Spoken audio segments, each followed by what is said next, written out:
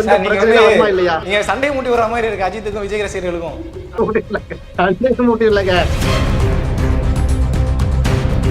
இப்போதான் இந்த புஷி ஆனந்த் யார் கேள்வி கேட்டுட்டே இருக்காங்க. அவங்க வந்து பாண்டிச்சேரிக்காரரு, அவர் காங்கிரஸ் தான் அவருக்கு எம்எல்ஏ சீட்டே கொடுத்துச்சு. அப்படிப்பட்டவர் வந்து உங்களை எப்படி வழி நடத்தலாம்? இன்னைக்குதான் கட்சி கொடியே வந்து அறிமுகப்படுத்திருக்காங்க. என்ன எழுதுறாங்க? நாளைய முதல்வர் 2026 வந்து விஜய் தான் முதல்வர் எழுதுறாங்க. 2 யானைக்கு என்ன அர்த்தம் என்று சொன்னால் திமுகவும் அதிமுகவுமா ரெண்டையும் வந்து வீழ்த்த போறாங்களாம். இப்படி எல்லாம் எழுதுனா நமக்கு எரிச்சல் வருதா இல்லையா? ஒரு பக்கம் எம்ஜிஆருடைய புகைப்படம் இருக்கு, இன்னொரு பக்கம் அறிஞர் அண்ணாவுடைய புகைப்படம் தான் இருக்கு. ஒட்டுமொத்தமா பார்க்கும்போது தமிழ் தேசியம் தான் இவருடைய மெயின் கோரா இருந்தா கூட திராவிடத்துக்கு எதிராக இல்லைன்ற மாதிரி ஒரு பாயிண்ட்லயும் வராங்க. அப்ப யாருக்கு எதிராக வந்து நிப்பாருன்னு ஒரு கேள்வி வரும்ல இந்த கட்டத்துல? இல்ல, யாருக்கு எதிராக வந்து நிப்பாருங்கிற ஒரு கேள்வியை விட அவர் எங்கே நிக்க போறாங்க கேள்வி முக்கியம். தமிழ்நாட்டுக்குள்ள பிறந்தாதான் தமிழன்லாம் ஒரு சர்டிபிகேட்ல சில ஆளுக்கு கொடுக்காங்கல்ல, சில ஆளுக்கு அண்ணன் சீமா கொடுக்காருல்ல, நான் தமிழனா இல்லையாக சர்டிபிகேட் வந்து சீமான் தான் வேகவான் இருக்குது. அப்ப அவருக்கு பதில் சொல்ற மாதிரி இருக்கிறது. கேள்விகள் வரதா இல்லையா? இப்ப சோப்புக்கு என்னது, மஞ்சளுக்கு என்னது, புஷி ஆனந்த் என்ன சொல்ல வர்றாரு? விஜய் அவர்களுடைய தாயார் அவங்க கையை பிடிக்கிறாங்க, அவர் வந்து கண்டுக்கிறாம உதவி விட்டுட்டு போறார். அந்த வீடியோ எல்லாம் வைரல் ஆகி கொண்டிருக்கிறது. அப்ப இப்படிப்பட்ட ஒரு கட்சி தலைவராக தன்னை அறிமுகப்படுத்திக் கொள்பவர் ஈன்ற பொழுதில் பெருதவக்கும் தன்மகனை சான்றோன் என கேட்ட தாய். 90களில் விஜயகாந்த் அவர்களுக்கு இருந்த அந்த மாஸ் 20க்கும் மேற்பட்ட அரசியல்வாதிகளை கையில வைத்திருந்தார். சட்டமன்றத்தில் எதிர்க்கட்சி தலைவர் வரைக்கும் வந்தார் அவர். இப்ப அவருடைய கட்சி எங்க இருக்கிறது? நாங்க கேள்வி கேட்கும் போது உங்களுக்கு இந்த டென்ஷன் ஆகக்கூடாது. ஏன்னா அரசியலுக்கு வந்துட்டீங்க, யாரை கேள்வி கேட்பாங்க? ரசிகர் மன்றத்துடைய நிர்வாகிகள் மட்டும் போதுமா முதல்வர் ஆக்குறது? அது என்னங்க முதல்வர் சீட்டு அவ்வளவு காலியாக கிடைக்குது தமிழ்நாட்டுல? அறாவெல்லாம் ஒரு கட்சி ஆரம்பிக்கலாம் முதல்வர், நேற்று கட்சி ஆரம்பிக்கலாம், இன்னைக்கு முதல்வர் இருக்கிறான். என்னது இது?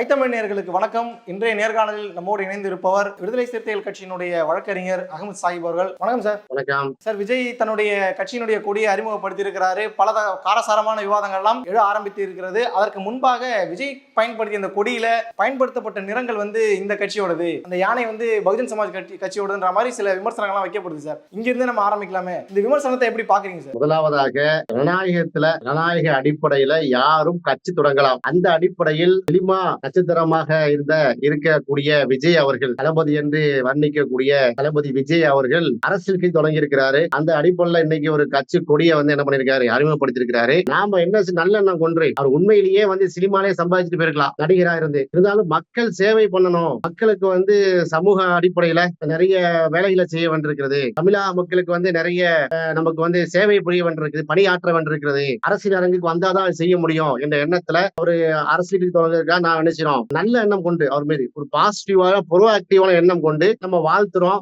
அவரது நிச்சயமாக அவருடைய பணி சிறக்க நம்ம வாழ்த்துகிறோம். கட்சி தொடங்கல மகிழ்ச்சி, எங்களுக்கு மகிழ்ச்சி. வாங்க அரசியல் அரங்குக்கு வாங்க, அரசியல் பணியாற்றுறது வாங்க, அப்பதான் தெரியும் என்ன அரசியல் தான் என்னங்கிறது தெரியும். அது அந்த அடிப்படையில வாழ்த்துக்களே சொல்லிக் கொள்றோம். விமர்சனம் வரத்தான் செய்யும். ஒரு வாழ்க்கைக்கு வந்துட்டா இது வந்து சந்தன மாலையை கூட போட மாட்டாங்க. பார்க்கல, இன்னும் முக்கியமா பார்க்க வேண்டிய விஷயங்கள் நிறைய இருக்கு. எதுவுமே ஆரம்பிக்க இப்பதான் ஒரு முதல் படி எடுத்து வச்சிருக்காரு. அதுக்குள்ளே இவ்வளவு விமர்சனங்கள் வருது. வேற என்னங்க வந்து என்னன்னா, இப்ப நாங்கெல்லாம் அரசியல்ல இப்ப எங்க கட்சி எடுத்துங்க பிசிகா 1997 அரசியல் பாதைக்கு வந்தது. அதுக்கு முன்னாடியே 20 ஆண்டு காலம் 25 ஆண்டு காலம் வந்து சமுதாய அரங்குல இருந்து. அப்ப 97 தொடங்கப்பட்ட கட்சி அரசியல் பாதைக்கு அதுக்கு முன்னாடியே அனுபவம் இருக்கு, தலைவருக்கு அனுபவம் இருக்கிறது. சற்றப்ப 40-50 ஆண்டு காலத்துல இருந்தாலும் நாங்களே இன்னைக்கு என்ன சொல்லல, நீங்க எம்சி தமிழர் அடுத்த முதல்வராக போறாரு அடுத்த வருஷம் சொல்ல வரல. இன்னைக்குதான் கட்சி கொடியே வந்து அறிமுகப்படுத்திருக்காங்க. என்ன எழுதுறாங்க? நாளைய முதல்வர் 2026 வந்து விஜய் தான் முதல்வர் எழுதுறாங்க. 2 யானைக்கு என்ன அர்த்தம் என்று சொன்னால் திமுகவும் அதிமுகவுமா ரெண்டையும் வந்து வீழ்த்த போறாங்களாம். இப்படி எல்லாம் எழுதுனா நமக்கு எரிச்சல் வருதா இல்லையா? நாம தான் சொல்றோம், வாங்க அரசியல் அங்க யாருமே கட்சி நடத்தலாம், அரசியல் கட்சி யாருமே தொடங்கலாம், தப்பு இல்ல, மக்களுக்கு சேவைக்குரிய ஒரு விஷயமா இருக்கட்டும், நாம தான் வரவேற்கிறோம். அப்ப கட்சி கொடியை நீங்க அறிமுகப்படுத்தும் போது அந்த கொடியில இருக்கக்கூடிய அம்சம் என்ன, சிவப்புகளை என்ன சொல்லுது, பொது உரிமை தத்துவம் எதை சொல்லணுமா இல்லையா? இப்ப எங்க கட்சியுடைய கொடியை நீங்க பாத்திருக்கீங்களா? மேலே நீலம் இருக்கும், கீழே சிவப்பு இருக்கும், நடுவில் நட்சத்திரம் இருக்கும். நீல நீளத்துக்கு என்ன உழைக்கும் வர்க்க முடிய மேட்ரு தலைவர் சொல்றாரா இல்லையா, சொன்னாரா இல்லையா? அப்ப கீழே இருக்கக்கூடிய சிவப்பு வந்து இந்த கலர் பொது உடைமை தத்துவம், நடுவில் இருக்கக்கூடிய நட்சத்திரம் விடிவெள்ளி, நட்சத்திரத்துல இருக்கக்கூடிய 5 முனைகளும் வந்து ஒரு சொல்லுகிறது பெண் அடிமையை உடைக்கிறது, இப்படிலாம் சொல்றோமா இல்லையா? அது போல நீங்க கட்சி கொடியை போகும்போது நடுவில் இருக்கக்கூடிய வாகை முறை எதை சொல்கிறது சொல்லணுமா இல்லையா? இல்ல அதுதான் தமிழ் மொத்தமா ஈழத்தினுடைய மாநாட்டுல சொல்றேன்னு சொல்லிட்டாரு. அவர் இன்னும் அதிகாரப்பூர்வமா விளக்கம் தரணும்னு சொல்லிட்டாரு. அதுக்கு முன்னாடி சிலர் எழுதுறத வச்சு ஒட்டுமொத்தமா விமர்சனம் பண்றது சரி வராதுல்ல இது. விமர்சனம் பண்ணல, கேள்வியில நம்ம கேட்கிறோம். வாகை மலர் என்பது இப்ப வந்து தமிழ் ஈழத்தினுடைய மலரா இல்லையா? 28 நட்சத்திரத்தை போடுறீங்களா, என்ன மேட்ரு? 2 யானையை கொண்டு நீங்க காமிச்சிட்டீங்க. அப்படி என்ன செஞ்சிருக்கணும்? விளக்கம் வந்து மாநாட்டில் தான் சொல்ல முடியும் என்று சொன்னால், இப்ப சொல்ல முடியாது என்று சொன்னால் அந்த காணொலியா வெளியிட்டீங்க. 2 யானை இருக்கிற மாதிரியும் இவரு குதிரையில வந்து இறங்குறாரு. இந்த பாடலை சொல்கிறேன், 2 பேரும் அடிச்சு வீழ்த்துறாங்க. அப்ப என்ன புரியுது? இப்ப திமுக அதிமுக என்னதான் 3வது நான் கட்சி என்று சொல்ற மாதிரி மக்கள் புரியுறாங்கல்ல. அப்ப விளக்கம் சொல்லணும்ல அதுக்கு. அப்ப மாநாட்டு வரைக்கும் நான் விளக்கம் சொல்லுவேன்னா மாநாடு வரைக்கும் விமர்சனம் பண்ணுவாங்க. மாநாட்டுடைய தேதியே திருச்சியில 20, 21, 22, 23 சொல்லி எழுதி கூட கொடுக்க முடியலையாங்க. 20 to 23 அப்படிங்கிறாங்க. ரயில்வே உடைய அமைச்சகத்துல போய் கொடுத்திருக்காங்க, லெட்டர் கொடுத்திருக்காங்க. என்ன இது 10 ஏக்கர் தான் அங்க இருக்கு, இங்க 60 ஏக்கர் கேட்கறாங்க. இப்ப இப்படிப்பட்ட குளறுபடிகள், இது என்ன ஒரு சினிமால பாக்குற மாதிரி அரசியலை வந்து திரு விஜய் பார்த்து விட்டாரோ என்ற அச்சம் நமக்கு ஏற்படுகிறது. அவருடைய கொள்கையை வந்து இன்னும் தெளிவுபடுத்தப்படல, இன்னும் கொடுக்க வேண்டிய விளக்கங்கள்லாம் நிறைய இருக்கு. இதுல இன்னொரு கேள்வி என்ன கூடுதலா அப்படின்னா, என்ன சித்தாந்தத்தின் அடிப்படையில் செயல்படுவார்ன்ற ஒரு பார்வை வந்து எல்லா அரசியல் கட்சிகளுக்கும் இருக்கு சார். ஏன்னா கடந்த காலத்துல நீட் தேர்வுக்கு எதிராக அவர் விளக்கம் கொடுத்தாரு. இந்த இப்ப சமீபத்தில் காலையில வெளியிட்ட அந்த பாடல்களை கூட ஒரு பக்கம் எம்ஜிஆர் உடைய புகைப்படம் இருக்கு, இன்னொரு பக்கம் அறிஞர் அண்ணாவுடைய புகைப்படம் தான் இருக்கு. ஒட்டுமொத்தமா பார்க்கும்போது தமிழ் தேசியம் தான் இவருடைய மெயின் கோரா இருந்தா கூட திராவிடத்துக்கு எதிராக இல்லைன்ற மாதிரி ஒரு பாயிண்ட்லயும் வராங்க. அப்ப யாருக்கு எதிராக வந்து நிப்பாருன்னு ஒரு கேள்வி வரும்ல இந்த கட்டத்துல. இல்ல, யாருக்கு எதிராக வந்து நிப்பாருங்கிற ஒரு கேள்வியை விட அவர் எங்கே நிக்க போறாங்க கேள்வி முக்கியம், எப்படி நிக்க போறாங்க கேள்வி முக்கியம். ஏன்னா சினிமால தான் 3 மணி நேரத்துல அப்படியே வரலாம், வந்து ஆட்சியை பிடிக்கலாம், முதலமைச்சர் ஆயிடலாம் இந்த 3 hours. அது மாதிரி பொலிட்டிக்கல் லைஃப்ல அப்படி கிடையாது. இங்கே வந்து திமுக அதிமுகவுக்கு உடன்பாடு இருக்கு, முரண்பாடு நமக்கு இருக்கிறது, பிளஸ் இருக்கு மைனஸ் இருக்கு. இருந்தாலும் இந்த 50 ஆண்டு காலம் 60 ஆண்டு கால அந்த தமிழக வரலாற்றுல பாத்தீங்கன்னா திராவிடத்துடைய சித்தாந்தம் தான் ஆட்சி புரிந்திருக்கிறது. இதான் இவ்வளவு முன்னேற்றம் கல்வியில, வேலை வாய்ப்புல, படிப்புல, சுகாதாரத்துல, என்விரான்மெண்ட்ல உயர்த்தி கொண்டு வந்தது திமுக அதிமுக 2 மிகப்பெரிய கட்சி தான். காங்கிரசும் கொண்டு வந்திருக்கிறது. அப்ப இதையெல்லாம் உள்வாங்கித்தான் நம்ம வர வேண்டும். இன்றைக்கு கட்சி கொடி வந்து அறிமுகப்படுத்த உடனேவே நாளைய முதல்வர் எழுதுனா ரொம்ப டூ மச்சா தெரிகிறது. ஏன்னா கட்டமைப்பு இல்ல இருக்கிறீங்கன்றதுக்காக இந்த மாதிரி எல்லாம் சொல்றீங்களா? இல்ல நான் என்ன சொல்ல வரேன்னா, அந்த உறுதிமொழி நான் வரவேற்கிறேன். நான் பிளஸ் மனசுன்னு சேர்த்து சொல்லிக்கிட்டு இருக்கேன். அவர் கொள்கை விளக்கம் என்று அவர் சொல்லாத வரையில நம்ம கேள்வியில தான் வைக்க முடியும், விமர்சனம் பண்ண முடியாது. நான் என்ன கேட்கிறேன், சமூக நீதியை பத்தி அந்த உறுதிமொழி எடுத்தார்கள், பாராட்டுகிறோம். சமூக நீதி எந்த மாதிரி சமூக நீதி? பெரியார் சொன்ன சமூக நீதியா? புரட்சியாளர் அம்பேத்கர் சொன்ன சமூக நீதியா? கண்ணிய தமிழர் காகிதமில்ல சொன்ன சமூக நீதியா? கர்ம வீரர் காமராஜ் சொன்ன சமூக நீதியா? என்ன சமூக நீதி நீ சொல்ல வரீங்க? அதுக்கு விளக்க வேண்டும். விளக்கம் தரக்கூடாதா? ஏன்னா இதே மாதிரி சமூக நீதி பேசக்கூடிய சீமான் அவர்கள் வந்து பெரியார திட்டுறாரா இல்லையா? அதே மாதிரி மதத்துக்கு அப்பாற்பட்டு ஒற்றுமையா இருக்குங்கிறாங்க, வெரி குட். மதத்துக்கு அப்பாற்பட்டு பண்ணிடுவோம், ஜாதிக்கு அப்பாற்பட்டு கட்சியில இருக்கணும், வெரி குட், பாராட்டுறோம். அதுக்கு அடுத்து என்ன சொல்றாருன்னா, பிறப்பின் அடிப்படையில உள்ள பேதத்தை வந்து பண்ணணுங்கிறாங்க. அதாவது பிறப்பிடம் தமிழ்நாட்டுக்குள்ள பிறந்தாதான் தமிழன்லாம் ஒரு சர்டிபிகேட்ல சில ஆளுக்கு கொடுக்காங்கல்ல, சில ஆளுக்கு அண்ணன் சீமா கொடுக்காருல்ல, நான் தமிழனா இல்லையாக சர்டிபிகேட் வந்து சீமான் தான் வாங்க இருக்குது. அப்ப அவருக்கு பதில் சொல்ற மாதிரி இருக்கிறது. இப்ப இது எல்லாம் வந்து இந்த கேள்விகள் வரதா இல்லையா? இப்ப சோப்புக்கு என்னது, மஞ்சளுக்கு என்னது, புசி ஆனந்த் என்ன சொல்ல வர்றாரு, இந்த கேள்வி எல்லாம் வருகிறது. அந்த அம்மாவை அவருடைய தாய் தந்தை ஏன் அறிமுகப்படுத்தவில்லை? தாய் வந்து கையை பிடிக்கிறார், நேரடியா பார்த்தோம். விஜய் அவர்களுடைய தாயார் அவங்க கையை பிடிக்கிறாங்க, அவர் வந்து கண்டுக்கிறாம உதவி விட்டுட்டு போறார். அந்த வீடியோ எல்லாம் வைரல் ஆகி கொண்டிருக்கிறது. அப்ப இப்படிப்பட்ட ஒரு கட்சி தலைவராக தன்னை அறிமுகப்படுத்திக் கொள்பவர் ஈன்ற பொழுதில் பெருதவக்கும் தன்மகனை சான்றோன் என கேட்ட தாய் என்று சொல்லக்கூடிய தாயை வந்து அந்த அளவுக்கு கௌரவப்படுத்தக்கூடிய தமிழ் மண்ணில் இருந்துட்டு தமிழ் மண்ணில் ஒரு கட்சி ஆரம்பித்து விட்டு தாயை சிறந்த கோயிலும் இல்லை, தந்தை சொல்மிக்க மந்திரம் இல்லைன்னு சொல்லி தாய் தந்தையரை போற்றி போடக்கூடிய தமிழக மண்ணு, தமிழ்நாட்டு மண்ணில் நீ கட்சி கொடியை ஆரம்பிக்கும் போது அறிமுகப்படுத்தும் போது உங்க பெட்ரோலை கொண்டு மேல ஏத்திருக்கலாமே. இல்ல அந்த கேள்வி வருதா இல்லையா? தாய் கையை பிடிக்கும் கட்சி ஆரம்பிக்கிறாரு, அவர் தனிப்பட்டு ஒரு நபரா கட்சி ஆரம்பிக்கிறார் சார். அம்மாவை மேடை அது ஒரு ஆன்சர் பண்றதா இருந்துக்கும். இன்றைக்கு புஷி ஆனந்துக்கு குறித்த வந்து இம்பார்ட்டன்ஸ், அந்த முக்கியத்துவம் வந்து தன் தந்தையார் கொடுத்தாரா இல்லையே? 4 வருடத்துக்கு முன்னாடி தன்னுடைய இன்னைக்கு எப்படி திமுக விமர்சனம் பண்றாங்க, குடும்ப கட்சி குடும்ப அரசியல், அந்த மாதிரி நாளைக்கு அவருக்கும் விமர்சனம் வரும்ன்றத கூட யோசிச்சிருக்கலாம்ல. குடும்ப கட்சின்னா நீங்க வந்து அமைச்சர் பதவியோ அல்லது கட்சியில ஒரு பொறுப்போ கொடுக்கும் போது அந்த கேள்வி வரும். ஒரு நிகழ்ச்சி நடத்துகிறீர்கள், எல்லா அரசியல் கட்சி தலைவர்களும் தன் தாய் தந்தை அறிமுகப்படுத்துவாங்க, தன் மனைவி எனக்கு உறுதுணையா இருக்கான் என்று சொல்லுவார்கள். இது தமிழ்நாட்டு மக்கள் புரிந்து கொள்ளக்கூடிய மக்கள் தான். இதை வச்சு முதல்வர் அரசியல் முதல்வர் பண்றாங்க. சமீபத்துல வெளிநாட்டுல வந்து பொருளாதார விஷயமா வெளிநாட்டுக்கு போனாரு ஈர்த்து வருவதற்காக. அப்ப தன்னுடைய மனைவியாரையும் கூப்பிட்டு போனாங்க. அதுவே கடுமையான விமர்சனத்துக்கு உள்ளாக்கப்பட்டது. அப்ப இது விமர்சனம் அப்படி வராதா? கூப்பிட்டு போக கூடாது. முதல்வரா இருந்து கொண்டு தன் மனைவியை கூட்டு போனா விமர்சிப்போம், கண்டிப்பா விமர்சிப்போம். இவர் முதல்வர் ஆயிட்டாரா? இல்ல. நான் என்ன கேட்கிறேன், தந்தை சந்திரசேகருக்கும் அவருடைய புஷி ஆனந்த், இப்ப அவருடைய அட்வைசரா இருக்கக்கூடிய புஷி ஆனந்திற்கும் ஒரு கான்ட்ரவர்சி இருந்துச்சா இல்லையா? போலீஸ் ஸ்டேஷன் வரைக்கும் கம்ப்ளைண்ட் பண்ணாங்க. 4 வருடத்துக்கு முன்னாடி அக்கப்போர் நடந்து கொண்டிருக்கு. இப்ப இன்னைக்கு சந்தோஷமா எல்லாம் ஒரே வந்து ஸ்டேஜ்ல இருக்காங்க. என்ன செய்யணும்? மேடைக்கு அழைத்திருக்கலாமே. நாங்க எல்லாம் ஒத்தக்கொள்ள. அப்ப இதெல்லாம் செய்யவில்லை. செய்ய நிர்பந்திக்க முடியாது. ஏன் கட்சி கிடையாது, கட்சியுடைய தலைவர் அவர்தான் முடிவு பண்ணணும். அப்ப இதையெல்லாம் மக்கள் பார்ப்பாங்க. நான் மக்கள் பார்வையா நான் பார்க்கிறேன். நீங்க எப்படி 2 யானையை விட்டு திமுக அதிமுக அடிச்சு ஒருக்கணும்னு சொல்லிட்டு ஒரு பக்கம் எம்ஜிஆர் படத்தையும் இன்னொரு பக்கம் அண்ணா படத்தையும் வைக்கிறீங்க. அதே இல்ல சில கான்ட்ரவர்சியான காட்சி எல்லாம் இருக்கிறது. இதுக்கு எல்லாம் விளக்கம் யார் சொல்லணும்? அவங்க சொல்லணும். நான் வந்து குடும்ப கட்சியா மாத்துங்க, குடும்பத்துக்கு பொறுப்பு சொல்ல வர இல்ல. தன் தாயார் உங்கள் கையை பிடிக்கும் போது தன் தாய்க்கு பதில் சொல்ல முடியாத அளவுக்கு உங்களுக்கு என்ன அவசரம்? விடுதலை சிறுத்தைகள் கட்சியை பல மாநாடுகள் நடத்திருக்கோம், பல மேடை கூட்டங்களை தொடர்ச்சி நடத்திட்டு வரும். அந்த இடத்துல எல்லாம் கட்சி தலைவருடைய தாயாரி குடும்பத்தாரி மேடை ஏத்துறாங்களா என்ன? இல்லைங்க.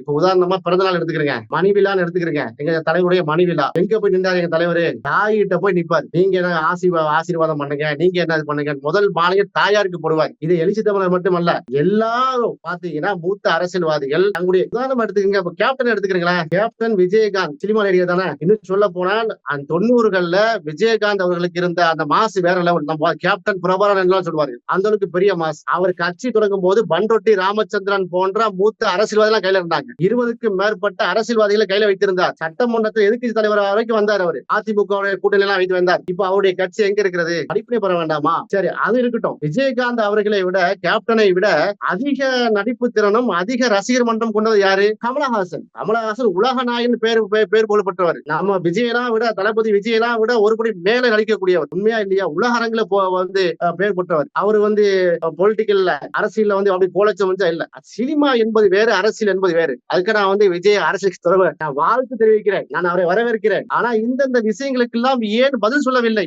ஏன் ஒரு மாசம் தள்ளி போடுறீங்க? அப்ப அது வரைக்கும் விமர்சனத்தை எதிர்கொள்ளுங்க. நீங்க விமர்சனத்தை ஃபுல்லா எதிர்கொள்ளுங்க. எல்லாம் ஒரு பேப்பர் பேனா எடுத்து எல்லாம் எழுதி வைங்க. நாங்களாம் கேள்வி கேட்கிறோம்ல, எழுதி வைங்க. சமூக நீதி என்றால் என்ன நான் கேட்கிறேன். சமத்துவம் என்றால் என்ன? எப்படி சொல்லுங்க எனக்கு. அந்த மலர் இருக்குது இல்லையா, அந்த வாகை மலர், என்னென்ன போருக்குலாம் வந்து வாகை சுடி வந்திருக்கிறீங்க. சோழ நாட்டுடைய அந்த சப்ஜெக்டா? அது என்னது? அது தமிழிலேயே சப்ஜெக்டா? நான் கேட்கிறோம்ல, எனக்கு புரியல. எனக்கு ஒரு ஆள் சொல்றான், பாட்டாளி மக்கள் கட்சியினுடைய கொடியை தான் அவர் அப்படி எடுத்திருக்காரு, அங்கதான் சோப்பும் நீல மஞ்சள் இருக்குன்னு ஒரு ஆளு கமெண்ட் பண்ணிருக்காப்ல.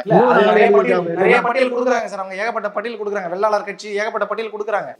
ஒரு கட்சின்னு ஆரம்பிக்கும் பொழுது இருக்கிற நிறங்களை வச்சு தானே எடுக்க முடியும். இதுல வந்து இந்த கட்சியா அந்த கட்சியில எடுத்தீங்களா, இந்த கட்சியில எடுத்தீங்களா? ஒரு பக்கம் பகுஜன் சமாஜ் வந்து எங்க யானையை பயன்படுத்துறாங்க, அதை எடுக்கணும்ன்றாங்க. டிவிக்கே அப்படிங்கிற வார்த்தையை பயன்படுத்தக்கூடாதுன்னு சொல்லி சமீபத்துல தமிழக வாழ்வுரிமை கட்சி தலைவர் வேல்முருகன் பேசினாரு. ஆரம்பிக்கிறதுக்கு முன்னாடி இவ்வளவு தடை போட்டீங்கன்னா அவர் என்ன பண்ணுவார்? அப்ப நீங்க சொல்றதெல்லாம் வாழ்த்து சொல்லுவாங்க. வெற்றி கழகம் எழுத தெரியலையேங்க.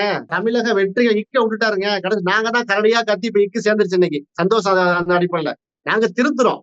அரசியல் வரும்போது எடுத்த எடுப்புலயே நாங்கள் எல்லாத்தையும் நாங்க தான் 100% பியூர். சீமா தான் சொல்றாரு, நாங்க மட்டும்தாயா அப்படிங்கிறாருல, நான் மட்டும்தான் சூப்பரு, மத்த அத்தனை பேரும் கூமுட்டாக்குறாரா இல்லையா? எங்க நிக்கிறாரு சீமா? கரடியா கத்துறாரு, போலச்ச முடிகிறதா? தமிழ்நாட்டு மக்கள் எலைட்டு பாப்பாங்க யார் என்னன்னு. எல்லாரும் எம்ஜிஆர் இடத்துல வைக்க மாட்டாங்க. அந்த காலம் கடந்து விட்டது. புரட்சித் தலைவர் எம்ஜிஆரை பொறுத்தவரையில சின்ன திரையிலையும் பெரிய திரையிலையும் வந்து மின்னினாரு, அரசியல் அரங்கிலையும் மின்னினார். காரணம் வந்து அவருடைய ஃபீல்டு ஒர்க். நீங்க மெர்சல் படத்துல நடிச்சமா நீங்க எங்க நடிக்க முடியாது. நிறைய படிக்க வேண்டியிருக்குது, நிறைய விஷயங்கள் இதுல இருக்கிறது. இதையெல்லாம் கவனத்தில் கொண்டுதான் வந்திருப்பான் நல்லெண்ணம் கொள்றோம். எங்க தலைவர் தெளிவா சொன்னாரு. அவர் நினைச்சிருந்தா தளபதி விஜயை பொறுத்தவரையில அவர் வந்து சினிமாலே இருந்திருக்கலாம், புகழ்ல உச்சத்துல இருக்காரு. அங்க இல்லாம மக்கள் பணி செய்வதற்காக வர்றான்னு நாங்க நினைக்கிறோம், நல்லெண்ணம் கொள்றோம், அந்த அடிப்புல வாழ்த்துறோம் என்று சொல்ல நான் வழி முடிகிறேன். அவ்வளவுதான். இப்ப நான் திரும்ப கேட்கிறேன், இன்னைக்கு தளபதி மெர்சல்ல பண்ணமா இங்க கிழிச்சிட்டாரு, கில்லில பண்ண மாதிரி பண்ணிட்டாரு, துப்பாக்கி இப்படிலாம் எழுதுறாங்கல்ல. இப்ப அஜித் ரசிகர்கள் எங்க சேரணும் சொல்லுங்க. அப்போ அஜித் ரசிகர்கள் இருக்காங்கல்ல, கல ரசிகர்கள் வரவேற்கணுமா? என்ன செய்ய போறாங்க? இந்த பிரச்சனை வருமா இல்லையா? நீங்க சண்டை மூட்டி வர மாதிரி இருக்கு அஜித்துக்கும் விஜய் ரசிகர்களுக்கும். இல்லங்க, அவங்க இப்படி பேசுற போது நம்ம இப்படி கேட்க வேண்டியது இருக்குல்ல. அதாவது சினிமாவை சினிமாவாக பாருங்கள், அரசியலை அரசியலா பாருங்கள் என்று என்ன செய்யறோம் சொல்றோம். இந்த கமெண்ட் எழுதிக்கிட்டு இந்த மாதிரி போடக்கூடியவங்க இன்னும் நிறைய பயணிக்க வேண்டியிருக்கு. இன்னுமே அவர் இன்னும் சரியான செய்யல, கட்சியுடைய கொள்கையை சொல்லவில்லை. அந்த உறுதியை நான் வரவேற்கிறேன். அந்த உறுதிமொழி அழகான வாசகங்கள்லாம் இருந்தது. உதாரணமாக இந்த நாட்டுக்காக பாடுபட்டு உயிர் நீத்த தியாகிகளை நான் போற்றுகிறேன், வரவேற்கிறோம், சூப்பரு. அது போல தமிழுக்காக உயிர் தியாகம் பண்ண அந்த அவங்க எல்லாம் போட்டுறோம், தியாகிகளை போட்டுறாரு.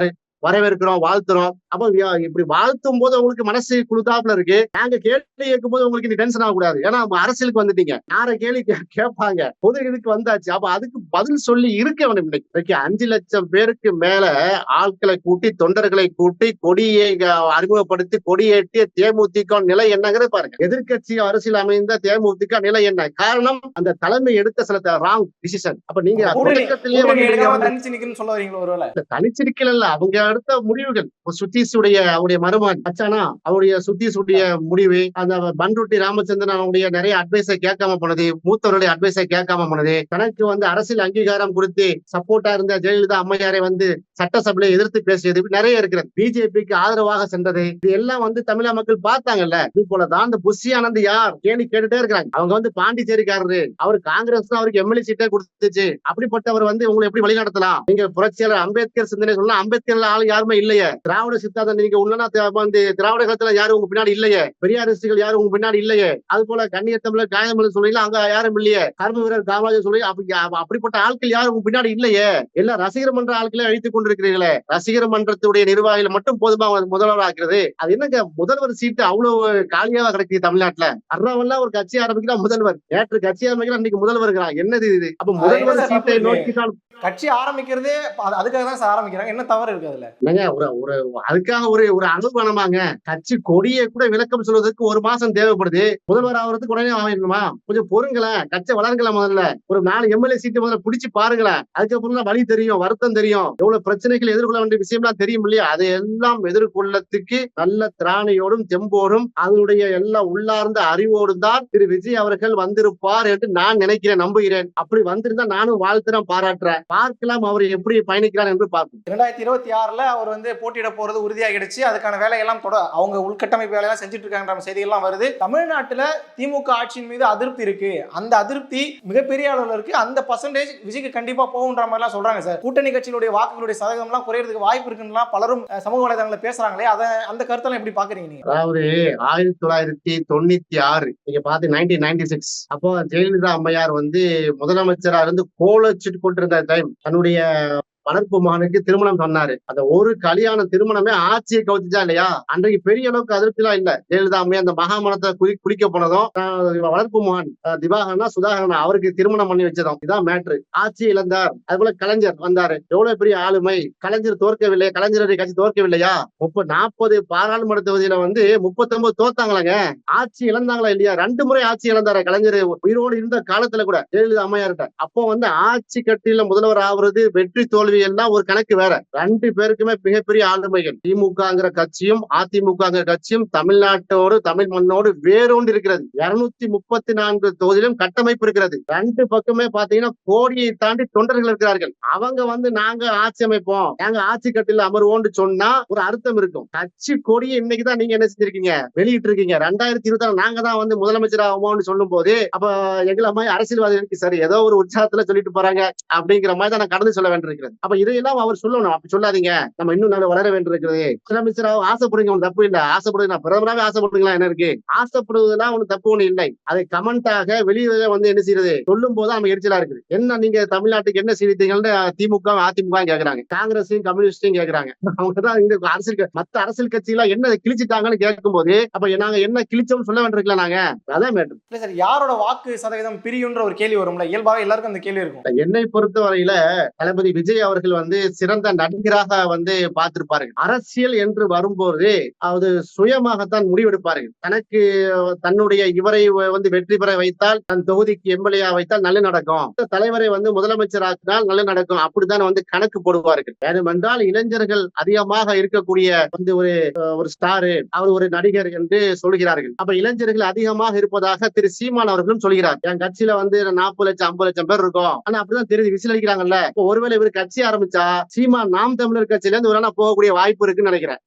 மத்த எந்த கட்சியில இருந்து போவாங்களா எனக்கு தெரியவில்லை. அது அண்ணன் சீமான் அவர்கள் தான் என்ன செய்யணும், பதில் சொல்லணும். ஒருவேளை உங்களுக்கு எதிராக தான் வந்திருக்கு, அதாவது நீங்க சப்போர்ட் பண்றீங்களா, எங்க நாம் தமிழர் கட்சி எங்க தமிழ் தேசியத்தை தூக்கி நிறுத்த வர்றான்னு தம்பி அப்படிங்கலாம் போய் பேசுறாரு. ஒருவேளை அந்த பயத்துல அண்ணன் சீமான் பேசுகிறாரா என்று தெரியவில்லை. பார்க்கலாம். முதல்ல அவர் கட்சி ஆரம்பிச்சு அடுத்த அந்த மாநாட்டுல எவ்வளவு கூட்டம் வருகிறது, மாநாட்டுடைய தீர்மானம் என்ன, அந்த கொள்கை எதெல்லாம் வகுத்து சொல்கிறார் என்பதெல்லாம் பார்த்து விட்டு நம்ம விமர்சனம் பண்ணுவோம். இப்ப நம்முடைய சந்தேகங்கள் கேள்வியில் இருக்கிறது. ஒட்டுமொத்தமா நீ எடுத்துக்கிட்டீங்கன்னா கட்சி தொடங்கிட்டாரு. புலி வரும் புலி வரும் புலி வந்து விட்டது. அது இன்னைக்கு என்ன பண்றாரு, கட்சி கொடியை அறிமுகப்படுத்தி விட்டார். வாழ்த்துகிறோம். மக்கள் சேவைக்காக நினைச்சீங்க களமாடுங்க.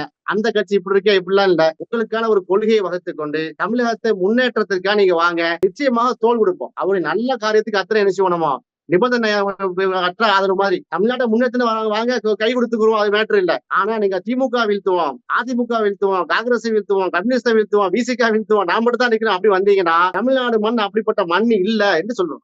ஒருத்தங்களை வீழ்த்தி வர்றது தானே. இப்ப என்ன கேள்வினா, நீங்க சொன்னது போல அவருடைய சமூக நீதி கொள்கையை தெளிவுபடுத்தப்பட்ட பிறகு அது உங்களுக்கு தோதுவாக, இப்ப நம்ம நடைமுறையில் இருக்கக்கூடிய சமூக நீதிக்கு தோதுவாக இருக்கிற பட்சத்துல விசிக கூட்டணி வைக்குமா? வாய்ப்பு இருக்கு அதுக்கு. அது எங்க தலைவர் தானே முடிவு பண்ண வேண்டும். முதல்ல கொள்கையே தெரியல என்னன்னு. இப்போ திராவிட சித்தாந்தம் ஒண்ணு இருக்கு, திமுக அதிமுக இருக்கிறது. நாங்கள் எங்கள் கட்சியை பொறுத்தவரையில கொள்கை அடிப்படையில் தான் கூட்டணி. இப்ப நாங்கள் திமுக உடைய கூட்டணியில் அங்க வைத்திருக்கிறோம். அங்க வைத்திருக்காங்கன்னா திமுக உடைய தவறுகள் என்று எங்களுக்கு எது தெரியுதோ கூட்டணி தர்மத்தை எல்லாம் மீறி சுட்டி காட்டுறோமா இல்லையா? வேங்க வயல் பிரச்சனை, ஆர்ப்பாட்டம் போட்டோம் ரத்து என்ன செய்யறோம், பெரிய நெருக்கடி கொடுக்கிறோம். அது போல கள்ளக்குறிச்சி எரிசாராய மேற்று எது அறிவிக்கப்படாத எதிர்க்கட்சியா விசிகா செயல்பட்டது. அதுபோல சட்ட ஒழுங்கு பிரச்சனை, ஆம்ஸ்டாங் கொலை வழக்கு, நாங்க தான் முன்னிலையில நிக்கிறோம். அப்ப எல்லா விஷயத்திலும் சுட்டி காட்டக்கூடிய ஒரு தார்மீக பொறுப்பு கூட்டணி கட்சிக்கு இருக்கு. தன் கட்சி தொடங்கி இருக்காரு, கொள்கையை சொல்லணும். கடந்த காலங்கள்ல இந்த மாணவர்களுக்கான இந்த பரிசளிப்பு கொடுக்கும் பொழுதே அம்பேத்கர் படிங்க, பெரியார் படிங்கலாம் விஜய் பேசியிருக்காரு சார். அவர் இப்படி பார்க்கும்பொழுது மறைமுகமா இதுதான் சித்தாந்தம்ன்றத சொல்லாம சொல்லியிருக்காருல்ல அவரு. தந்தை பெரியார் மாதிரி பகுத்தறிவு பாலவன், வெந்தாடி வேந்தன், வைக்கம் வீரெல்லாம் சொன்னாரு. கடைசியில பெரியார் அவரை சொல்லக்கூடிய விஷயத்தெல்லாம் பார்த்தோம். அப்படி போயிடக்கூடாது. தந்தை பெரியாரை நான் படியுங்கள் சொல்லக்கூடிய விஜய் அவர்கள் முழுமையாக அவர் படிக்க வேண்டும். புரட்சியாளர் அம்பேத்கரை நீங்கள் படியுங்கள் மாணவருக்கு சொல்லும் போது அவர் புரட்சியாளர் அம்பேத்கர் யார் என்பதை முழுமையாக அவர் கற்றறிந்திருக்க வேண்டும். அந்த அடிப்படையில அந்த கொள்கை வகுக்க வேண்டும், தன்னுடைய கட்சியுடைய கொள்கையை வகுக்க வேண்டும். அப்படி வகுத்தால் நிச்சயமா ஆதரிப்போது இருக்கு. அவரை வாழ்த்துவோம், பாராட்டுகிறோம். இப்ப எந்த கொள்கைன்னு தெரியாத நிலையில அவருடைய கொள்கை அவர் சொல்லாத நிலையிலும் கூட ஒரு தார்மீக ரீதியாக ஒரு நல்லெண்ணம் கொண்டு அவரை வாழ்த்து இல்லையா, வரவேற்கலையா? அப்ப உண்மையிலேயே அந்த கொள்கை இருக்குமானா நிச்சயமா வாழ்த்துவோம், வரவேற்போது என்ன இருக்கு. விஜய் பேசுறதெல்லாம் பார்க்கும்பொழுது அவர் தமிழ் தேசியம் பாதையில தான் அவர் பயணிக்க போறன்ற மாதிரி சிலர் சொன்னாலும், கடந்த சில நாட்களுக்கு முன்பாக இந்த இடஒதுக்கீடு சம்பந்தமா திருமாவளவன் ஒரு 1.5 மணி நேரம் ஸ்பீச் ஒன்று நடத்தினார். அப்ப திருமாவளவன் குறிப்பிட்டாரு, நம்ம பேசுறதும் தமிழ் தேசியம் தான், ஆனா சனாதன எதிர்ப்போடு கொண்ட தமிழ் தேசியம். கிட்டத்தட்ட தமிழ் தேசியம் பேசக்கூடிய ஒரு சூழல் உருவாச்சுன்னா அப்ப ரெண்டு பேருமே இணையத்துல பிரச்சனை இருக்காதுல்ல. தமிழ் தேசியம் என்பது புலி வாரியா தமிழ் தேசியம் நாங்க ஒத்துக்கிறல, இன வாரியா தமிழ் தேசியத்தை ஒத்துக்கிறல, ஜாதி இல்லாத தமிழ் தேசியம் சொல்றோம். அதை சேர்த்து சொல்லிக்கிறோம். புலி முக்கியம் தான், தமிழ் இனம் என்கிற முக்கியம் தான், ஆனா ஜாதி வச்சுக்கிட்டீங்கன்னா ஜாதி ஒழிப்பு தான் தமிழ் தேசியம். அதற்கு நீங்க சொல்லுங்களா பாப்போம். அப்ப விஜய் என்ன சொல்றாரு அந்த விஷயத்துல? அதான் கேள்வி. அதான் பெரியாரை சரியா படிக்கணும்னு, பெரியாரை சரியா படிக்கணும்னு சொல்றது அதுதான். இவர் புரட்சியாளர் அம்பேத்கர் முழுமையா அவர் படிக்கணும்னு சொல்றது அதுதான் நான் சொன்னது. அந்த அடிப்படையில் இப்ப சினிமால எடுத்துக்கிறீங்க, அவர் சினிமாலை முழுமையாக முழுக்கு போட்டு விட்டு வருகிறார் என்று சொல்கிறார்கள். சினிமால நிறைய காட்சிகள் இருக்கிறது. அது சினிமாவாக எடுக்கணுமா? அதுதான் விஜயுடைய பிம்பமாக நமக்கு தெரியல. ஏன்னா அப்படித்தான் சொல்றாங்க. கத்தி வந்து விட்டது, மெர்சல் வந்து விட்டது, துப்பாக்கி வந்து விட்டதுன்னு சொல்றாங்க. அப்ப சினிமாவை தான் கொண்டு இதுல புகுத்துறாங்க. அவருடைய அந்த வீடியோ இருக்கு பாருங்க, அந்த யானை அந்த கொடி சம்பந்தமான பாடல், அது கூட பாத்தீங்கன்னா என்னது அந்த ஒரு படம் வெளியே வந்துச்சு, 3ஆம் பாட்டுமா இருக்கிறது, பொன்னியின் செல்வன். பொன்னியின் செல்வனுடைய படத்துடைய 3வது பாட்டு இப்பதான் நான் அதை பார்த்தேன். அப்ப இதுக்கு இல்லையா விஷயங்களுக்கெல்லாம் அவர் விளக்க வேணும். அது ஒரு மாசத்துக்கு ரொம்ப டிலே. ஒரு மாசம் கழிச்சு கட்சி கொடிய சினிமா வச்சு பேசுறது ரொம்ப மிகைப்படுத்தி பேசுறீங்க. திராவிட அரசியல் இப்ப நடக்கிற அரசியலுக்கும் சினிமாவுக்கு சம்பந்தமே இல்லையா? நம்ம பேசுற நீங்க யாரோட கூட்டணியில இருக்கீங்களோ அவரோட பின்புலமே சினிமா துறையும் கலைத்துறையும் சார்ந்தவங்க தானே அவங்க. உதாரணமா உதயநிதி ஸ்டாலின் எடுத்துக்கிறீங்களா, அவர் ஒரு அமைச்சராக இருக்கிறார், சினிமால நடிச்சார் வந்தார். அதுல பிளஸ் அண்ட் மைனஸ் இருக்கும். அது பெரிய இம்பாக்டை ஏற்படுத்தல. நான் இப்படித்தான் ஆள போயிறேன் என்று அவரை என்ன செய்யல உதயநிதி ஸ்டாலின் சொல்லவில்லை. அதே போல விஜயகாந்த் அவர்கள் சினிமாவில் நடித்தார், எல்லாம் செய்தாரு, சேவையில பண்ணாரு. அவர் அதை விட்டு வெளியே வந்த பிறகு அந்த சினிமாக்கு அவருக்கு அதை போட்டு முடிச்சு போடவில்லை. அதே மாதிரி கமலஹாசன் அவர்கள் அப்படி முடிச்சு போடல. ஆனா இங்க என்ன நடக்குதுன்னா, அவர் நடிச்ச காட்சிகள்லாம் இப்படித்தான் இருக்க போது தமிழ்நாடு சாம்பிளா காமிக்கிறாங்க. அப்ப இது உங்கள் தொண்டர்கள் செய்யக்கூடிய ரசிகர்களுடைய கருத்தா, அது விஜயுடைய கருத்து குழப்பமா இருக்குல்ல. இப்போ 2026 இப்படித்தான் முதலமைச்சரா உட்காருவாரு, அவரு ஜம்முன்னு உட்கார்றாரு சீட்ல. சினிமால உள்ள ஒரு படத்துடைய காட்சி எடுத்து போடுறாங்க. அப்ப இப்படித்தான் சொல்லி கொடுத்தது. இதான் கட்சியுடைய கொள்கையா? 2026 விஜய் உட்கார போறான்னா அப்ப எந்த மாதிரி ஸ்ட்ராட்டஜி அது? எப்படி ஸ்ட்ராட்டஜி அது? கட்சி கட்டமைப்பு என்ன, எப்படி உள்ள வர போறாங்க கேள்விலாம் வருது இல்லையா? அப்ப சினிமால சிகரெட் குடிச்சு தண்ணி அடிச்சது, அப்ப அதெல்லாம் நாங்க கேட்போமே. சினிமால லவ் பண்றது, காதல் வயப்பட்டது, கத்தி எடுத்து வெட்டினது, அப்ப அந்த கேரக்டர் எல்லாம் என்ன செய்ய போறீங்க? முதல்வர் கேரக்டர் மட்டும் எடுக்கிறீங்களா? அப்போ விஜய் சிகரெட் குடிச்சது, குடிச்சது, தண்ணி அடிச்சது, லவ் பண்ணது, டூயட் பண்ணது, அப்ப அந்த காட்சிகள்லாம் என்னங்கிற ஒரு கேள்வி வருமா இல்லையா? நாங்க என்ன சொல்றோம், சினிமா எடுத்துக்கிறீங்க, அதை போய் குழப்பாதீங்க. அரசியல் அரங்கம் என்பது வேற, இது சமூக பணி, இது சமுதாயத்தை முன்னேற்றத்துக்கான பணி. இந்த சப்ஜெக்டா வேற. சினிமால அதான் ஆரம்பத்திலே சொன்னேன், சினிமால 3 மணி நேரத்துல முதல்வர் ஆயிருந்தான், ஏன்னா ஆக முடியாது, 30 வருஷம் முக்கணும், புரியுதா? அது மக்கள் ஏற்றுக்கொள்ள வேண்டும், அதெல்லாம் இருக்கிறது. இதையெல்லாம் பிரித்து அறிய வேண்டும். அதற்கு அவருதான் விளக்கணும். அவரு விளக்கி சொல்லணும், நான் தான் தலைவன் கட்சிக்கு, இந்த தலைவருடைய கொள்கை நான் தான், என்னுடைய கொள்கையை சொல்லுவேன், கட்சியுடைய கொள்கை இது அப்படின்னு அவர் விளக்கிட்டாருன்னா, அதுக்கு பிறகு நம்ம என்ன செய்யறது, அவர் ஏற்றுக்கொள்றதா, என்ன செய்யறது, விமர்சிக்கிறதா முடிவு செய்ய முடியும். பல விஷயங்களை குறித்து நம்ம பேசிருக்கோம் சார். மாநாடு விரைவில் அறிவிக்க போறதாவும் சொல்லியிருக்காங்க. என்ன விஷயங்கள் பேசுறாங்கன்றதை தெரிஞ்சுக்கிட்டு மறுபடியும் இதே மாதிரி ஒரு நல்ல விவாதத்தை மேற்கொள்வோம். நன்றி சார். வணக்கம்.